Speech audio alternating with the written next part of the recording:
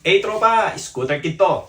So para dun sa mga nagtatanong kung pwede ba raw ang 4D colors ng Samurai Paint sa black at saka sa white base. So actually, gumawa na tayo ng video, di ba? Meron tayong ginawang video. Gumamit tayo ng 4D colors, inilagay natin sa black base. Meron din naman tayong ginawang video, gumamit tayo ng white base. Pero para dun sa mga nagtatanong hindi yata nila napanood yon. So eto, gagawa tayo ng isang video. Pagsasamahin natin tropa. So meron ako dito, speed shape. Nilagyan ko ng dalawang base tropa. Gumamit ako ng white base, gumamit din ako ng black base. So ito yung white 2102, ito naman yung black 3109. Sabay natin bubugahan to ng 4D colors na sa ganon makita natin kung ano itsura ng 4D colors kapag tumama sa black at kapag tumama sa white. Alright? So ito na tropa, yung kasagutan doon sa mga tanong nyo.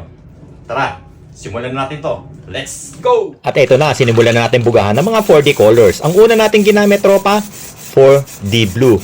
So, tignan nyo. Napakalaki ng pagkakaiba, di ba? Kapag tumama sa white at saka sa black base. Tapos, ito naman, yung 4D green. Tignan mo yung kulay, parang anodized color siya pag tumama sa black, tropa. Sa white, halos wala lang. And then, yung pinakapaborito ko, 4D violet. Tignan mo, tropa, pag tumama doon sa black base. Super violet siya, super metallic, ang ganda, parang anodized color. Tapos itong pang-apat naman, yung 4D red. Pag tumama sa black base, para siyang ano bang kulay nito? Parang rose gold na ewan. Hindi siya pulang-pula eh. And then ito naman yung 4D gold. So pag tumama sa white, parang wala, pero pag tumama sa black base, nagiging gold na yung kulay niya. So ayan tropa, kitang-kita talaga yung pagkakaiba sa white at saka sa black base. Ito na tropa, tuyo na yan, binugahan na rin yan natin ng top coat clear. So ito na yung mga kulay niyan tropa. So ang laki ng pagkakaiba sa black at saka sa white base. Unahin natin to para makita nyo na malapitan. Tignan mo sa white base yung 4D blue. Ang ganda ng effect ng blue. Pero dito sa black base, solid na kulay, super metallic. Ang ganda, di ba? So ayan, kitang-kita yung diferensya. Sunod, 4D green. Tignan mo yung effect niya sa white tropa. Angas.